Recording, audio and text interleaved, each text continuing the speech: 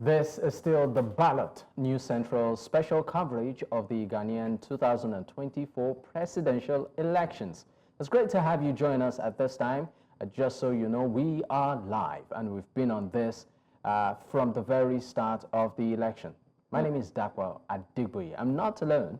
I'm with the beautiful Dashin. Well, obviously, I'm Dashin Usman. And, you know, there's nothing but talks about how largely peaceful the Ghanaian elections have actually been. Elections started around 7 a.m. and wrapped up at 5 a.m. on the dot. You know, just pockets of, you know, issues here and there, you know, were recorded. And it's been largely peaceful. And so many people have actually been in awe, especially Nigerians, on how an election can be, within Africa, can actually be so guided and so orderly. Well, true. I mean, talking about the elections itself being peaceful, there are issues. You know, I've been following. You're talking about the economic issues, not or even the challenges the going. Issues. Okay. I've been following, you know, analysis across board. Some of the issues that were pretty much recorded is voter apathy. You know, people not really coming out to vote. We know that just to go through 18.8 yes, registered voters. Yes. I mean, we have 13 presidential candidates, even though there are two major ones. The two major ones is the current vice president of the country, Bawumia, of the National Patriotic Party. We also have John Mahama, a former president of the National Democratic Congress. About 18 million plus registered voters, and then 40,000 polling stations across the nation. Now, one would have expected that, you know, with the number with that number of registered voters, there's a difference between 18.8 million people. Yes, 18 plus. You would expect that, you know, there'll be a large turnout. But I was watching analysis, particularly across Accra. I mean, the turnout was sparse. So you ask yourself, what exactly is the issue? Is it that the people don't have confidence in the candidates? Don't they have confidence in the system? Or they just choose not to be part of the process, even though we have such a large number, you know, compared to the population, though, that's, you know, came out to register. So I think those are part of the underlying yes, indeed, and we'd actually have, you know, guests to actually speak more on that. We're expecting a few guests on the show. We're expecting Agyei, SBM Intelligence and Intelligence expert, and also later William Boadi, Executive Director, Educate Africa Institute, will be joining us, you know, on the show to discuss some of these issues and challenges that Dakpo has rightly, you know, brought to the fore. And our correspondents as well, who are in Ghana at the moment, talking about Bernard Akede and also Afua Hagan, will be joining us to, you know, speak to us and, you know, give us an insight on how the elections actually went. And, you know, we'll get to find out this and more. All right. Let's bring in Bernard, you know, Akede and Afua Hagan into the conversation right now. Bernard and Afua, good evening. It's great to have you again. All right. Can you just bring us up to speed? What do we know?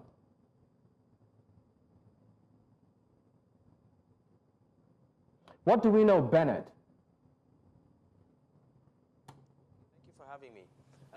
Well, for now, it's still a bit too early to, let's say, to begin to forecast what could happen. But, you know, in several places, several polling units, several regions, several strongholds of different candidates, you could tell what had been going on. I'll quickly give you an example. I'm currently in Kumasi, and it appears that, well, at least from what I've been able to observe, Kumasi seems to be a stronghold of Muhammadu Bawumia, who's the current vice president. And so in a few polling units where votes were counted, Bawumia seemed to have won those polling units. But again, that's just a few polling units. And again, remember that those are polling units in one region, and there are about 16 regions in Ghana. So, you know, it's still a bit early to count. But like you clearly stated in your introduction, yourself and Dashan, it's looking like a two-horse race between, you know, Bawumia and John Mahama, basically. Remembering again that Bawumia is the current vice president, while John Mahama is a former president who ran the country for about 4 years. So, familiar candidates, very familiar to the people, one very fresh, one who has been there before, and both candidates knowing each other quite well. So it's looking like a tight race. But one thing is surprising me, though, and I had a conversation with a couple of people just before this phone call, is how, just within the last 2 years, we had Ghanaians, particularly young Ghanaians, protesting about several things, protesting about hardship, protesting about taxes, protesting about, the standard of living and the exchange rates, and several other things as well. And then come the election, I'm asking people, particularly market women, what they think about the economic challenges in the country, and they say, hey, Bawumia is not the cause of the problem of Ghana.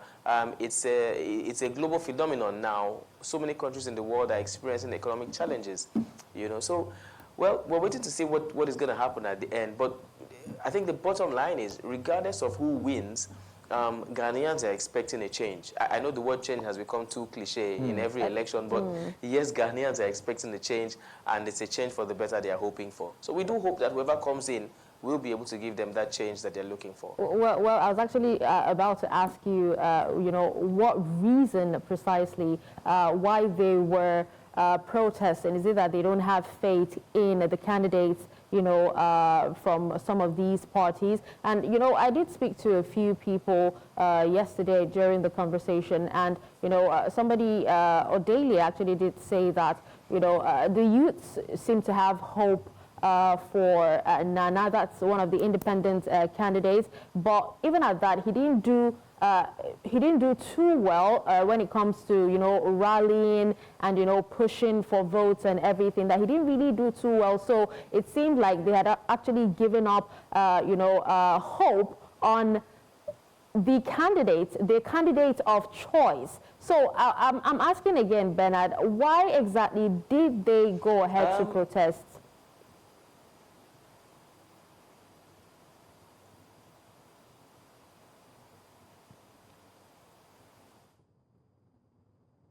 Hello, Bernard, can you hear me?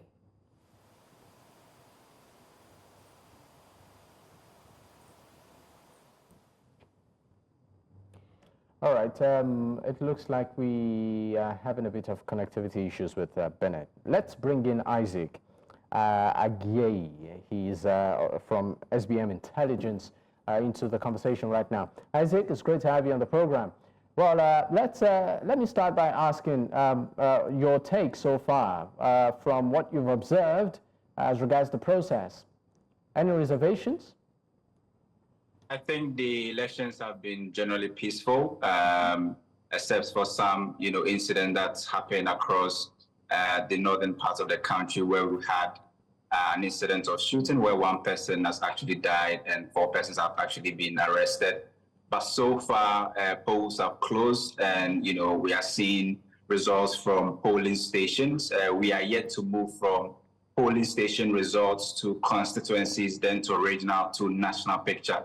And so it's still very early days yet to actually paint a picture of what is happening in the country. But you see pockets of jubilations in some polling stations that forms part of a bigger constituency, with both political parties saying that they won in certain areas. But what we are learning so far is still early days yet to look at what is going around in the country and then also make a bigger picture of the current data that we have at the moment, since we are looking at results from over 40,000 polling stations and 16 regions to actually get a picture of how the nation actually voted in this year's election. Okay, now considering the fact that the results, the vote counting is still on the way, are there any intelligence warnings or even concerns of manipulation, during this counting process? Well, manipulation a bit difficult in Ghana's election. Why? Because of the levels of where the pink sheets, which is the final results, go through. So what we know is that at every constituency there are different polling units or polling stations, and when the results are declared, both political parties' agents or agents of all political parties witness and they sign that pink sheet, and that pink sheet is taken to the constituency collation center which is then also assess if a candidate wants recounting. Yes, that candidate is actually, required. That candidate can actually do a recounting once, and then after that, if they want additional recounting, that can be taken to the regional coalition center. So you're entitled to one recounting at the constituency coalition center and another one at the regional level. What we are gathering in terms of intelligence, in fact, we have not seen any of such news at the moment. What could be is what we term as the ballot swapping or the ballot box swapping, where ballot boxes that have already been counted can be swapped, and candidates can now call for recounting at either the constituency or the coalition center. But this year, we've not had such incidents so far. We are still continuing to monitor the situation across the length and breadth of the country. But what we can report is that we've seen a polling station result being moved to constituency coalition centers, and that is going to form the national picture. All right, let's leave you for a moment, Isaac. Bring in Afua Hagan, News Central's correspondent. Afua, it's great to have you. Now, let's talk about some of the concerns that have been observed. Part of it includes voter apathy and the issue of, will I call it, confidence right now in the Election Commission. Is there basis, or credence in any of this?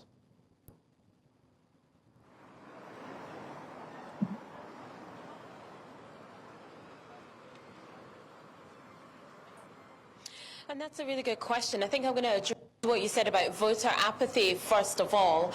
From what we've seen, the voting, people who have come out to vote are very passionate about it. They're very...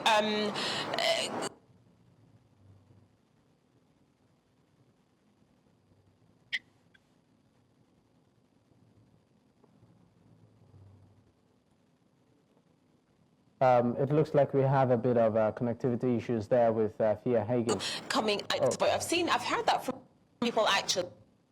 That's within reason from what we just experienced. Afua, if you can hear me, please go ahead. Continue.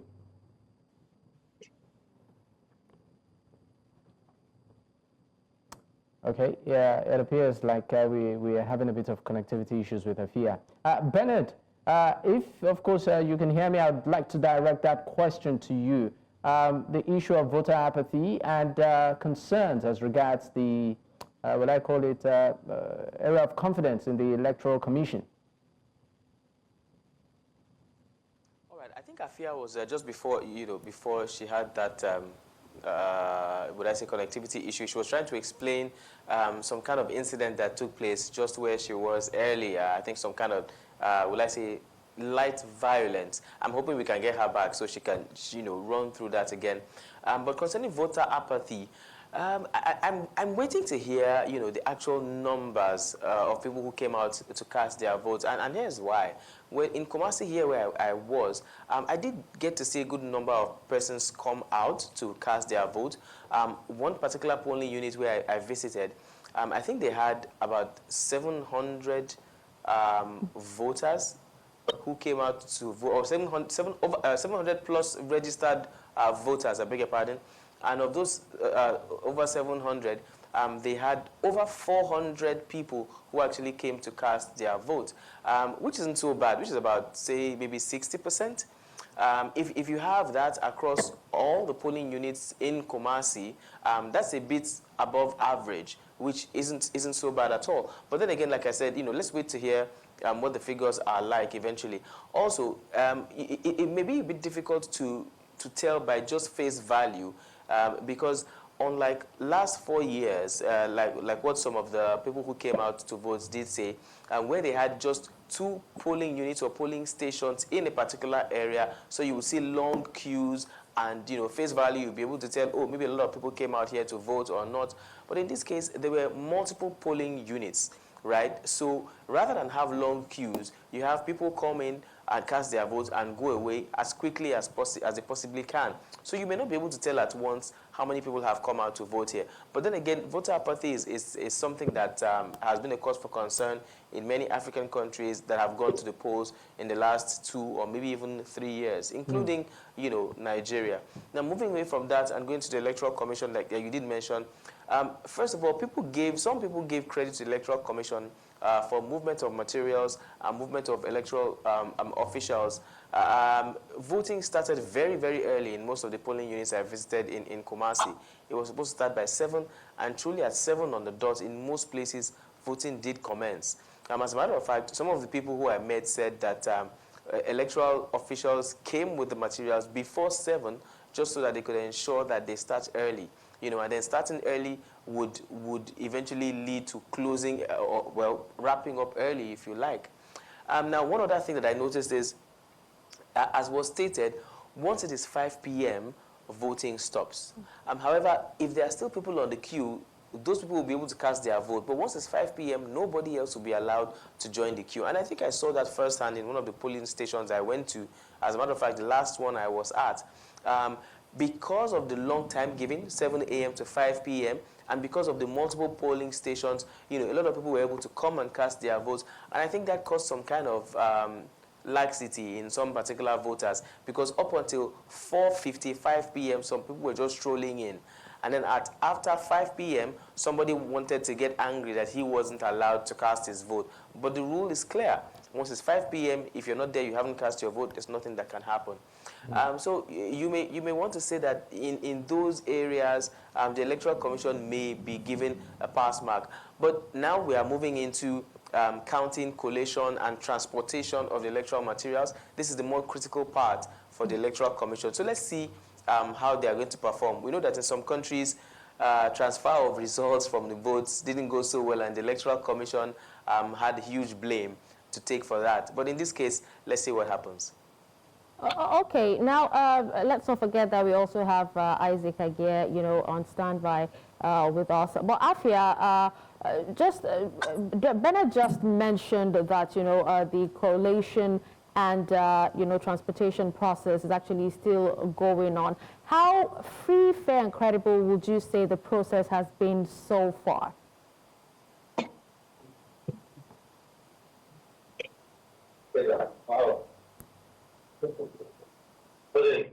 Hello, Afua, can you hear me?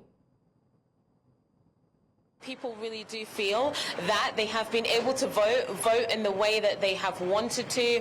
There hasn't necessarily been, there hasn't necessarily been any interference in any way, shape or form, and they have had the privacy to do that. So in terms of the election being free and fair in that way, I think, yes, people do feel, that they have been able to exercise their right to vote. However, I do want to say that there have been tensions throughout the day. In the morning, when we've been at polling stations around Accra, they have been pretty peaceful. However, as the day has gone on, we left Accra, we went to Agyei, which is an area just outside Accra. When we went to that polling station, the tensions were high. And at the polling station we were at sort of 30 minutes ago, we were involved in an incident of violence. So does that mean that does that mean that the election was free and fair? I'm not very sure. You know, people expressed to me their concerns throughout the day, that some people were afraid that they would not want to come out of the vote because they were worried about the tensions. And those tensions have manifested. I've seen it spill over. Is that a free and fair election? I'm not very sure. All right. Thank you so much for the update there. Afua. Let's bring in Isaac right now into the conversation. Isaac, I mean, this particular election, looking at the, what I call it, two major candidates, you know, in this race, Mahamudu Bawumia of the New Patriotic Party and also John Mahama of the National Democratic Congress. Now, both of them have very strong political, what I call it, antecedent or history. For instance, Bawumia is the current vice president, running for a consecutive third term of the party. And then John Mahama who is the former president, is running for a second term. For some, they would say, in a way, maybe political history is playing out here. I would like you to speak on the dynamics of this. Well, so Ghana's, presidential elections have very interesting dynamics. And if you look at the historical data, you realize that if you want to become the president of Ghana, starting from the Fourth Republican history, 1992, where the NDC won it for the first time, and won it again in 1996. Subsequently, from 2000 to 2016, if you want to win, you have to attempt 3 times or twice. We saw President Afua of the NPP who attempted twice before winning it in 2000 through a runoff. And then we also saw, Professor Evans Atamios of the NDC trying it 3 times in 2000, 2004, and finally won in 2008. And that makes John Dramani Mahama, who is the main opposition candidate, the first person to attempt Ghana's, presidency and win it, for the first time. He attempted the first attempt and he won it. He's also the only president who only served, 4 terms. He was actually kicked out when he was trying to get his second term. And if you look at Akufo-Addo, for instance, he also had to try 3 times before, winning. So many will say that momentum is on the side of the NDC because this is their 3rd attempt. But if you listen to people, they say that, look, the 2 options we have, which is Bawumia and, Mahama, is like a rock and a hard place. This is a former president who was kicked out of power because he could not tackle the energy sector situation. There were economic hardship. Ghana had to go through an IMF program. The same incident happening now, and the same incumbent party is offering its vice president that Ghanaians should vote for. It's part of the reasons why we have the high, apathy. For the turnout, we are not so sure because the Electoral Commission has come out to debunk that. Look, per the data they have, they've seen Ghanaians go out to go and vote. And we are yet to see the national picture, the regional picture in terms of the turnout. But in terms of propensity to vote, you can actually, feel that because of the 2 candidates, the fact that people feel that, their options are not there. Mm-hmm. And in fact, in the Ashanti region where, which is the capital is Kumasi and the stronghold of the NPP, there is also, an aggrieved NPP member who is running as an independent candidate. And people are saying that they would have preferred that Alan Tremantin, who is running as an independent candidate, should have represented the NPP. And so if they do not have Alan Tremantin, or because they have Alan Tremantin and their main party, which is the NPP, all contested, they are indifferent, so they will decide not to participate in the elections at all. So these are some of the interesting dynamics in the Ghanaian election. But it will interest you to know that if you look at the dynamics of Ghana's voting population, which this year is around 18.8 million, if you do the math, you realize that there are always 3 pots. We have the blue pot, which belongs to the NPP, the green pot, which belongs to the NDC, and the purple pot, which we term in Ghana as the floating voters. The blue pot, which are usually the NPP faithfuls, always make up about 45% of the, the registered voters or the valid vote cast, and the NDC is around 40%. So every time they have to fight for the 15% to cross that 50% plus 1, threshold. But what we know is that if you analyze Ghana's, presidential elections, you will see that although momentum is on the side of the, the opposition party, history will tell you that they have really struggled to always win elections. Since 1992, they were the first to come to power in this Fourth Republic. 1992, winning by a big margin. 1996 as well. But since 2000, they have struggled to win election. In 2008, they won slightly by 50.2%, and their highest was in 2012, 50.7%. If you compare to that of the NPP, they have been on a very good trajectory, winning elections more than 51% every time. The last time they won, which was 2016, they won by 53.9% or so. And then in 2020, although momentum was not on their side, they were still able to win with 51.2%. So that tells you that the NDC's path to 50% plus one is always difficult. And the MPP, however, has a relatively, shorter path to 50% plus one. Why? Because they control a significant component of the 16 regions with the highest number of registered voters. So it is always easy for them to cross the 50% plus one. But there's a spoiler alert. This year, you may have disruptors to Ghana's duopoly. And in fact, we analyze them as what we call the combined third forces. If you add all the other candidates who have contested this year, history will tell you that anytime you have the combined third forces having more than 2.5% of the total valid vote cast, the election always goes to a runoff. And this year, we've seen the strongest, combined third forces we've had since 2000, where we had the combined third forces taking about 6.7% of the total valid vote cast. And we saw the election go to a runoff in 2000. Okay, and Isaac. the same way we are seeing that strength in this year's election. And in fact, nobody has actually won Ghana's election by a landslide. All right, Isaac, if you can hear me, we will definitely be coming back to you. But let me just pass this question to Bernard. Bernard, if you can hear me, prior to the election and from what we know, the youth actually made up 55.1% of the electorate. So how much of these youths did you actually see come out to vote, and were there cases of underage voting as well?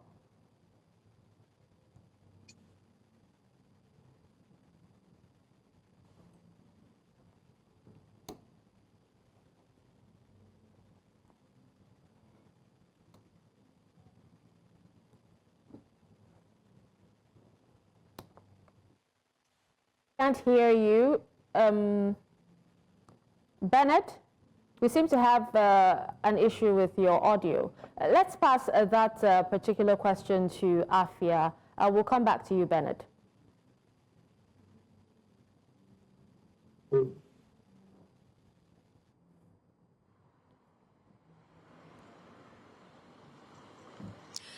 So in terms of the underage voting, that is not something that I saw either at any of the polling stations that I was at. Certainly, I did see lots of young people coming out to vote, especially when we were at the University of Ghana earlier on. And it's clear that the youth vote is going to do huge numbers in this election. Lots of people voting for the first time, and that's very exciting for them.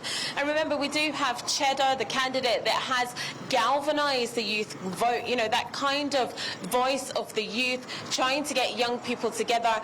And whether or not they will vote for him, it's great to get young people out there exercising their right to vote, knowing that they have to be able to take control and shape their political future. So yes, the youth vote is going to be significant in this election, absolutely. But I didn't see any underage voting, anybody who was too young to be their votes. All right, thank you so much for the update there, Afua Hagan, and also Bernard Akede, a News Central correspondent. Thank you for the update.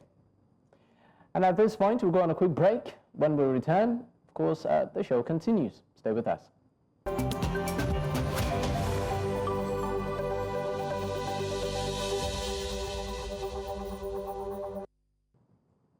Many thanks for staying with us. This, of course, is still the Ballot News Central special coverage of the presidential elections in Ghana, and we are live. Well, we have been at this since the very start, even before, the commencement of voting. And right now we know that voting, has ended. Ghanaians right now, the process of collation, and hopefully very soon the results should start to come in. I'm not alone. I still have Dash and Usman. Yeah, well, the result is actually expected on Tuesday, but hopefully it comes out, before Tuesday. It's interesting. Just to give, of course, the viewers at home a bit of rundown as to what this entire process entails. About 13 presidential candidates, but two major ones. What some people will call a two-horse race. Current Vice President, that's Mahamudu Bawumia of the New Patriotic Party. There's also John Mahama, a former president of the National Democratic Congress. And then about 18.7 million reported voters registered. And then 40,000 polling stations across the nation. Some of the issues, that of course are lingering and Ghanaians are hoping that the new leader would resolve includes unemployment, health, education. And just to mention a few, I think I should just leave the rest to Dash. Well, Isaac is still with us. We still have Isaac Agyei, an intelligence expert with SBM Intelligence. And since you've talked about, unemployment and some of the challenges, that the Ghanaians are facing, let's put it to Isaac on what measures he actually feels, the next government should actually take to create, employment opportunities, invest in startups, and also get the economy up and running. Well, I mean, Ghana's economy has already been battered, and that's the reason why we had to go to the IMF for the support. But if you look at the two major parties, their manifestos, for instance, the NDC is hoping to roll out what they call the 24-hour economy, which they say that when that is rolled out, it's going to help the youth get jobs and also help the economy to actually also recover. The NPP, on the other hand, is actually focusing more on digitalization, trying to say that they are going to create 1 million jobs, through what they call, I think 1 million jobs through digitalization. The NDC is also hovering around, 1.2, 1.3 million, saying that through what they call the National Coders Program, they're also going to create jobs. But if you look at the health of the Ghanaian economy, the biggest problem always has to do with exchange rates and the energy sector. And so if you are able to, address these two devils in the economic domain, you probably will have businesses. Because I always say that it must not take, the public service or government to create jobs, be promising jobs. Just let the public sector or the private sector be in a good health and give them a very good economic condition to operate. Give them a very stable energy, let your currency be stable, and it also lets loans be cheap to acquire, and then definitely they'll create jobs for people. But if you come promising jobs, for me, I think that those are some of the knee-jerk approach that governments also use to, try to solve the unemployment situation. Because in Ghana, if you take the youth, for instance, youth who are not employed, not in education, not in any form of training, is over 18%. So that tells you that that's a big problem. And for me, using the private sector to actually solve this problem is the only way out. And the only way to do it is to tackle the exchange rate situation and the energy sector problems. All right, let's also, talking about some of the prevailing issues that Ghanaians are facing, some of them are actually even saying that you cannot entirely blame the current government for many of the challenges that the average Ghanaian is facing, that it's a global issue. I would like your take on this. The current administration, would you say that they have tried in giving Ghanaians a better life? In fact, 9 out of or 8 out of 10 Ghanaians will get angry if you tell them this issue, because our neighbors, Ivory Coast, are still operating in a single-digit inflation. So the question is, how did they do it? In fact, if you do the tabulation, you realize that Ghana gained more foreign support during the COVID period than almost any other West African country. Maybe Nigeria will be there. But in terms of the support we gained to actually, combat COVID, 1 billion from the IMF, additional, monies from the World Bank. Korea gave us some monies. We also got some loans and donations from other countries. In total, we were able to get a significant, amount to solve COVID or try to, tackle the COVID-19 situation. Now, if you do the math, you realize that the figures that government put out in terms of the expenditure versus revenue, COVID expenditure versus COVID revenue, there's a big gap. And the gap is that they use less of that money to actually solve the pandemic situation, which means that COVID was rather an advantage to us as a country. So you shouldn't be, blaming it solely on COVID. Definitely is a major component of why we have the economy being at this situation. But in fact, just like the current government themselves will say, if your fundamentals are weak, the exchange rate will expose you. And that has been the situation. Ghana's economic fundamentals are very, very weak. And that's why the slightest external shock, the Ghanaian economy feels it, because this is a country that is import dependent. We spend almost $18 billion, or between 13 to $18 billion every year to do importation. And if you look at the revenue side, or the top foreign exchange inflow earners, they are actually all on a decline. Cocoa, for instance, is not bringing in the amount it's supposed to bring in. We are getting less from oil because of the arrangements we have with the investors. Gold, Ghana is #1 producer in Africa, but in terms of what actually goes into the government coffers or the government chest, last year we exported more than $7 billion of gold. We only got about between 10 to 15% of that. So that means that we just got poultry percent of that. So in fact, it's just about the fundamentals of the Ghanaian economy. And so if you tell Ghanaians that, COVID-19 is the main problem and is the main reason why we are here, I'm sure a lot of Ghanaians will be angry.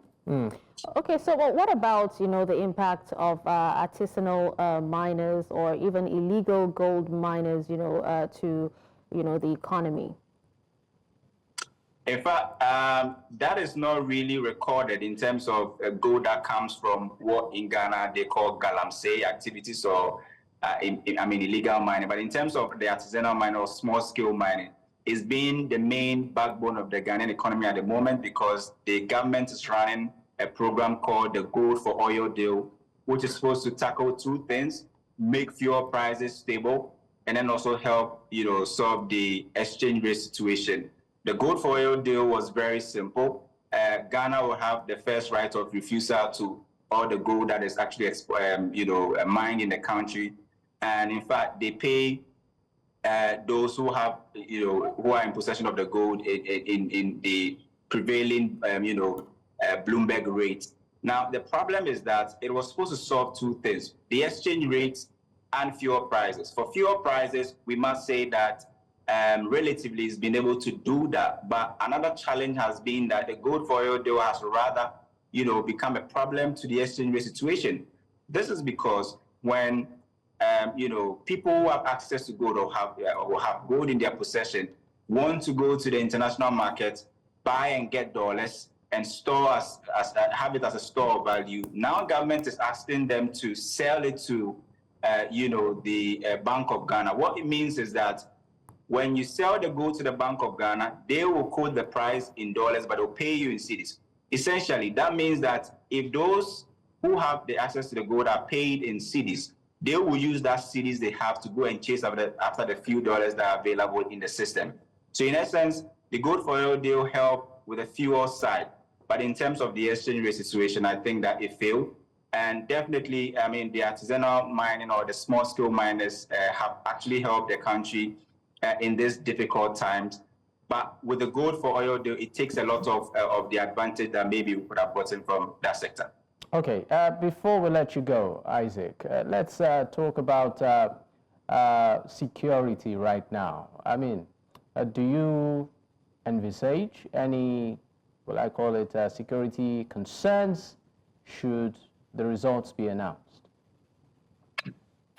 We are at in terms of the tensions, we are almost climaxing. This is the coalition stage and the sorting out at the coalition centers. In fact, this evening we've had the main opposition party, which is the NDC, having a press conference, and the director of communication is saying that party faithfuls or party supporters should go out there to the coalition centers and police the ballot boxes, which I feel is very irresponsible on the part of the NDC, because that is what is causing a lot of the mayhems that you actually being reported in the media space at the coalition centers. Look, you need accreditation to get to any coalition center in the country. And so if you're asking party members to mass up at the coalition centers, that will, one, delay the result tabulation, and two, also heighten the security situation in the country. At this moment, we all know that the country is at a crossroad.